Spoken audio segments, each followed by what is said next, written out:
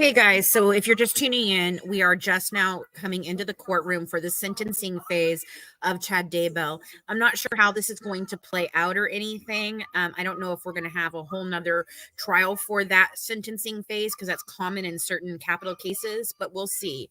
Sorry about the noise in the background. My kiddo's watching TV, but I just want to make sure you guys have this. You can watch it as it streams through live. I'm going to pop back down here so you guys can see.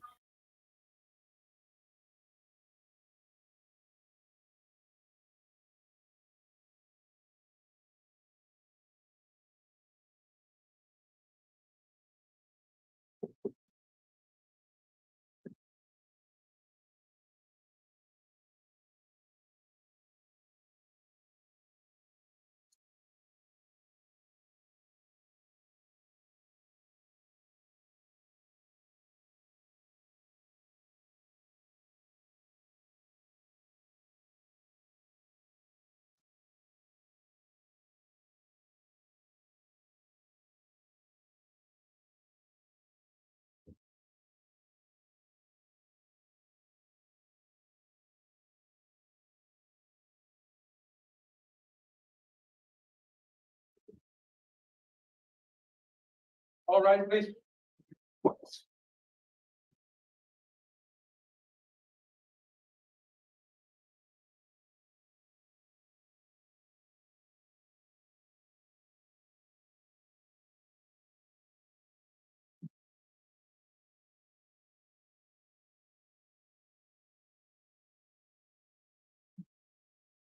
Here's our president counter for you, Your Honor. Thank you. Please be seated.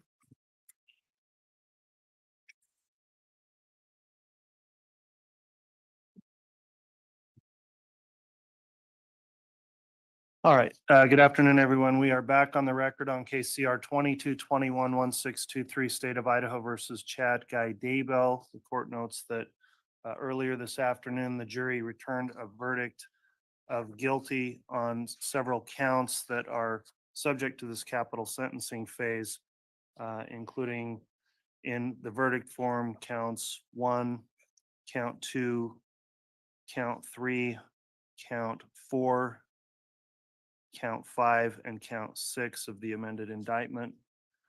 The court at this time then is going to commence with the capital sentencing phase. I'll note that in this case, the jurors have returned, including the juror alternates that are here as well, and the 12 jurors who returned the verdict under Idaho Code 192515, subsection 5B. The court is using the same jury to conduct this phase of sentencing also, and that statute reads that if the defendant's guilt was determined by a jury verdict, the same jury shall hear the special sentencing proceeding.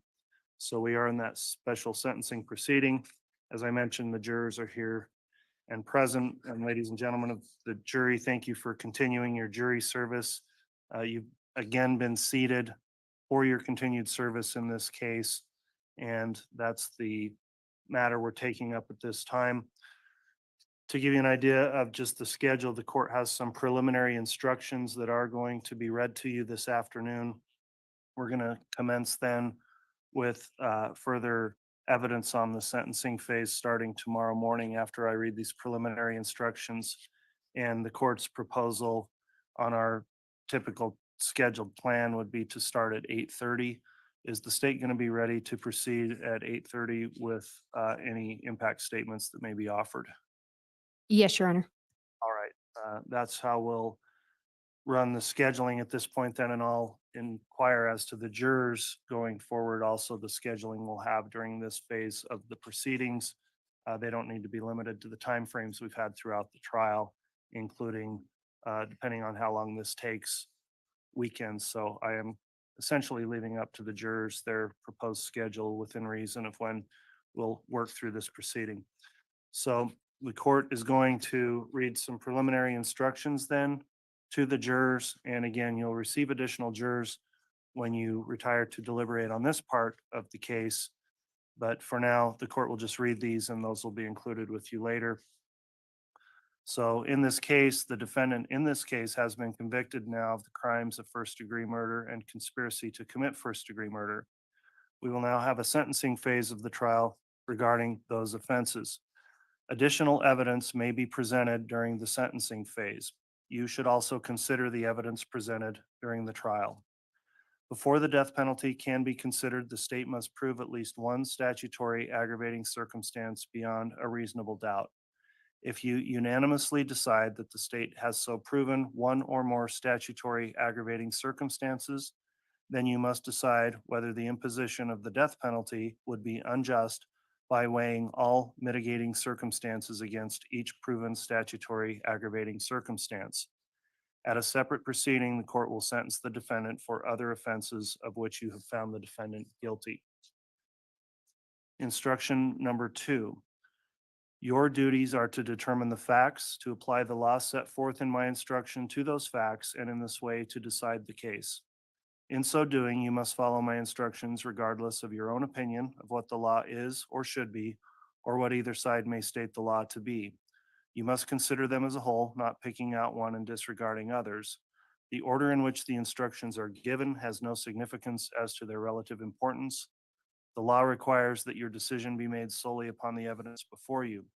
Faithful performance by you of these duties is vital to the administration of justice.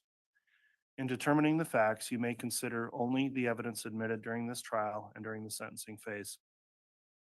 The production of evidence in court is governed by rules of law.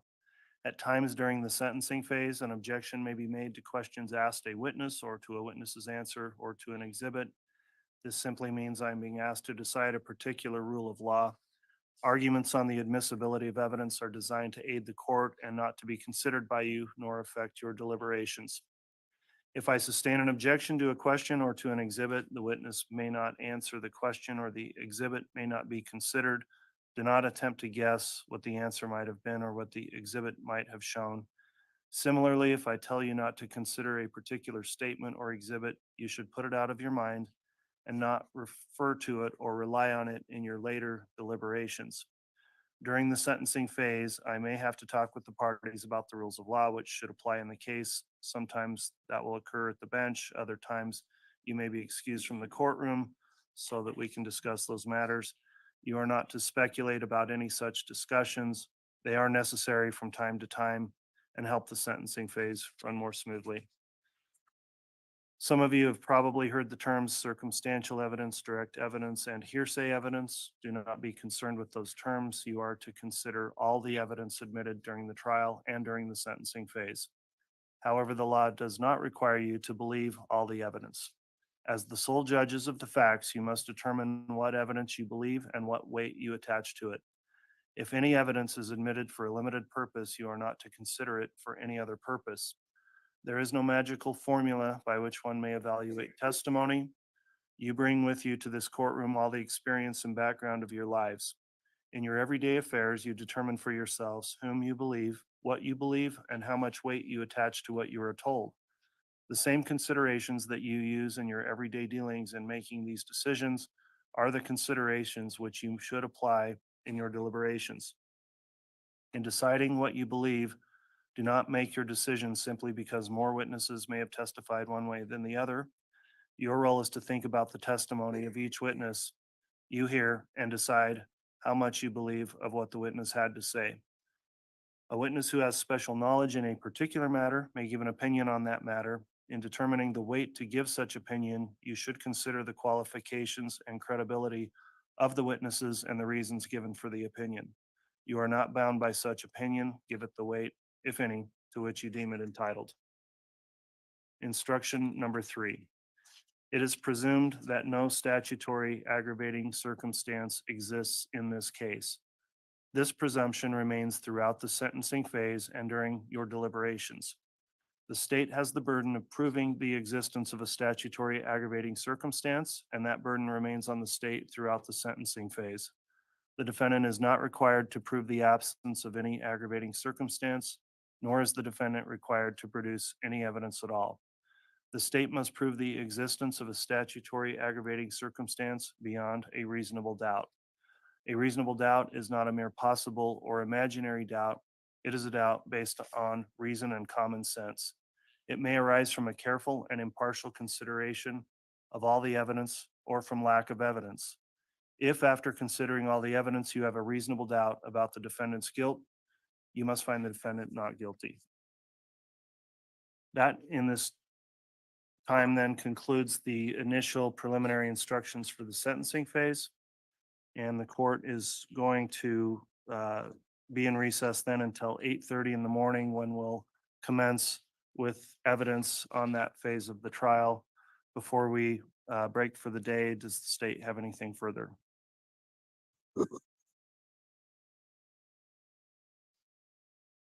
No, Your Honor. Thank you. Anything further from the defense? Nothing, Your Honor. Thank you. All right, thank you. I'll note then the jurors will remain sequestered during these proceedings, and we'll begin again tomorrow at 8:30. Thank you again for your continued service, and that will conclude our matter for for today. Thank you. All right.